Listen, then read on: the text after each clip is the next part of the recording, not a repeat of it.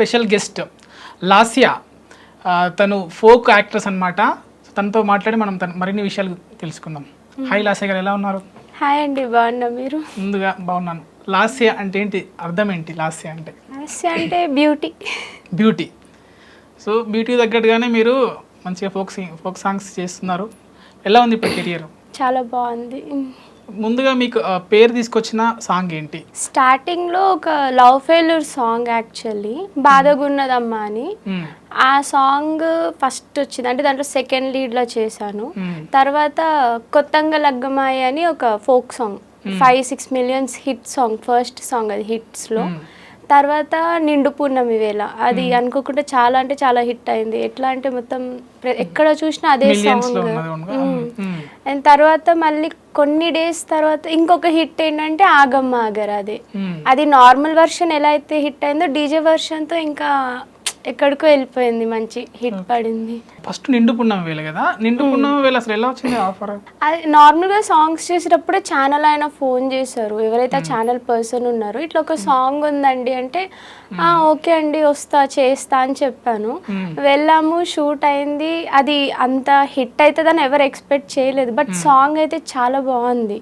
విన్నప్పుడు మా అందరికి అనిపించింది, అరే మంచి సాంగ్ చేస్తున్నాం, హిట్ అవుతుంది అనుకున్నాం, కానీ ఇంత బ్లాక్ బస్టర్ అవుతుందని ఎక్స్పెక్ట్ చేయలేదు. అంటే లిరిక్స్ విషయంలో, కాస్ట్యూమ్ విషయంలో సెలెక్టెడ్గా ఉంటారంట.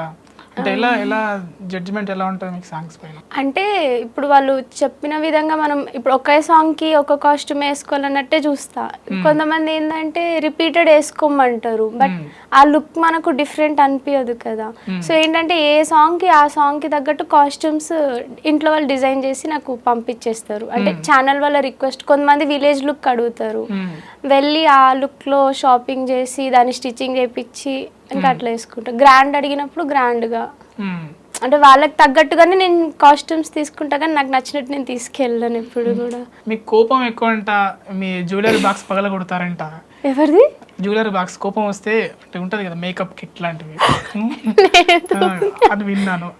ఎలా జరిగింది, ఎక్కడ జరిగింది, ఏ షూట్లో జరిగింది? ఐ థింక్ ఫుడ్ విషయంలో లేట్ అయినందుకు ఒక్కసారి ఎవరు నర్వలేక అలా రియాక్ట్ అయ్యునుంటా, నాకైతే గుర్తులేదు.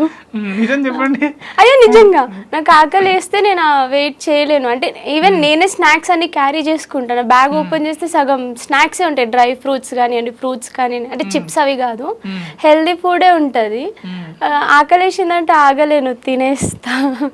నార్మల్గా మీరు అన్నీ ఆర్డర్ చేస్తారంట, ఆర్డర్ చేసి అన్ని తిందాం అనుకుంటారట, కూడా టేస్ట్ చేసి అక్కడ పక్కన పెట్టేస్తారట.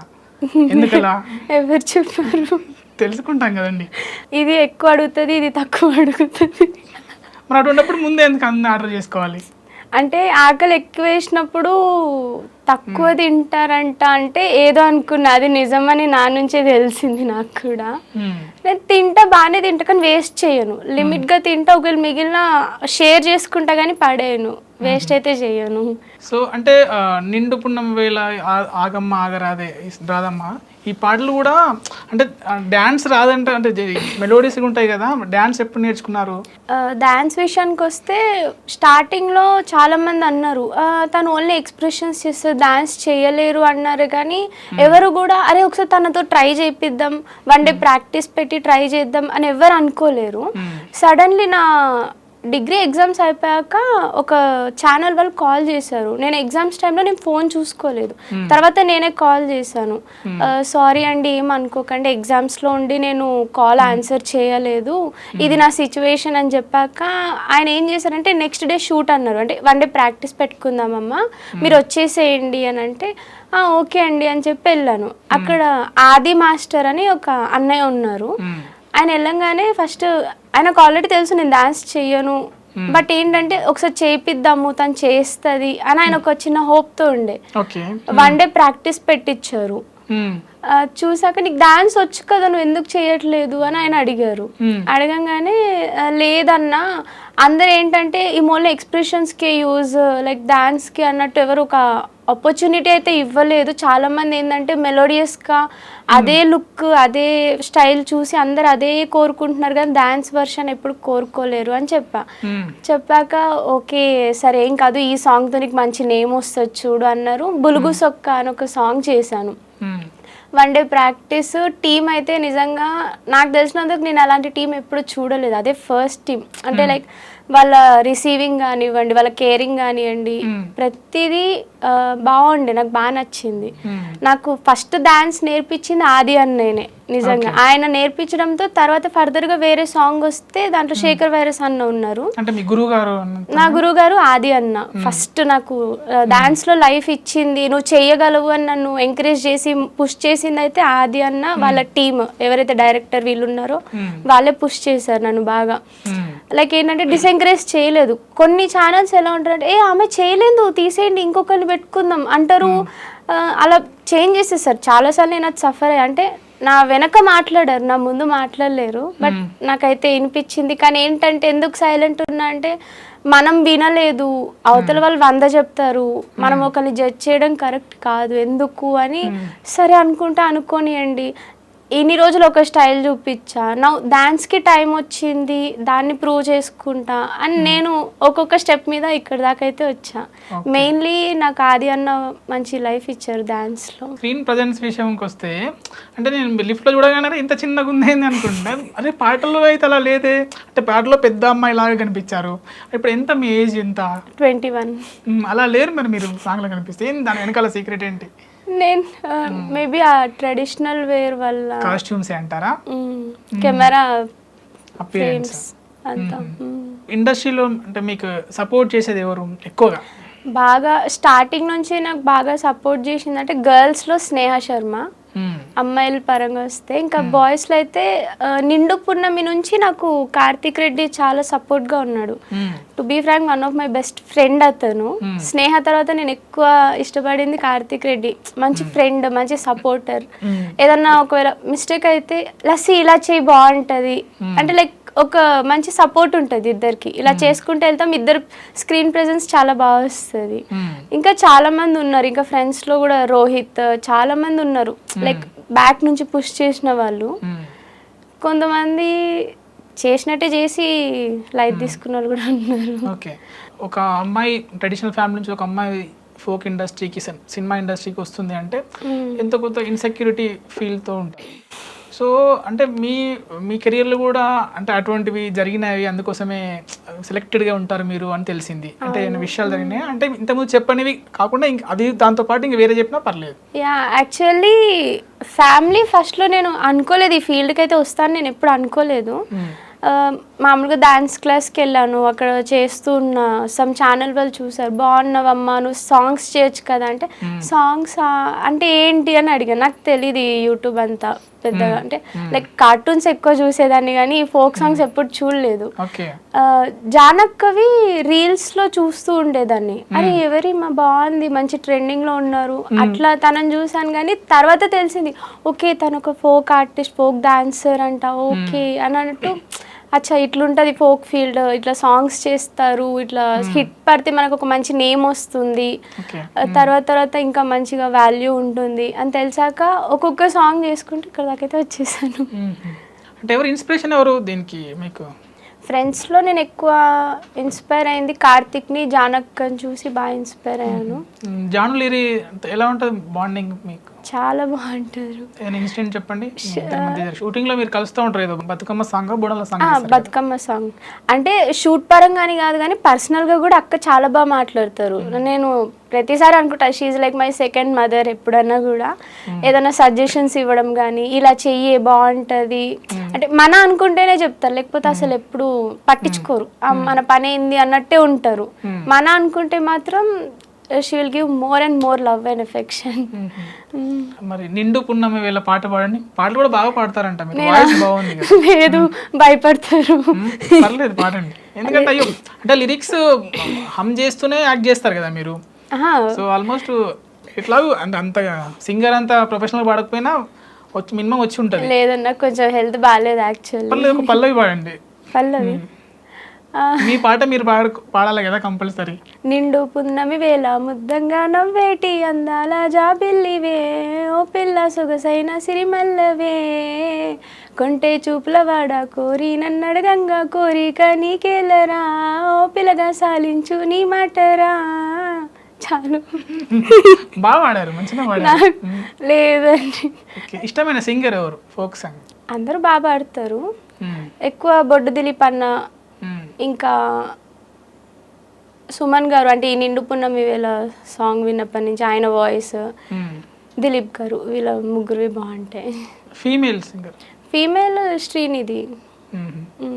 మీరంతా స్నేహ శర్మ, నాగలక్ష్మి అంతా గ్యాంగ్ అంట బయటికి వెళ్ళి అంత రచరచ చేస్తారంట. స్నేహ నేనైతే బాగా తిరుగుతాం. లైక్ ఎప్పుడైనా టైం దొరికిందంటే మాత్రం షూట్స్కి ఎప్పుడైనా వెళ్ళానంటే సిరిసిల్ల ఇంకా తనతోనే ఉండిపోతా. అరే ఇట్లా వచ్చానే వన్ డే ముందే అని చెప్పి ఇద్దరం కలిసి వెళ్ళడం, టెంపుల్కి వెళ్ళడం, బాగా వెళ్ళి తింటాం. కాకపోతే ఏంటంటే అది బయట పర్సన్స్కి తెలీదు. అంటే మేము వెళ్ళి తిరుగుతున్నామా అంటే స్టేటస్ పెట్టేదాకా ఎవరికి కూడా తెలీదు.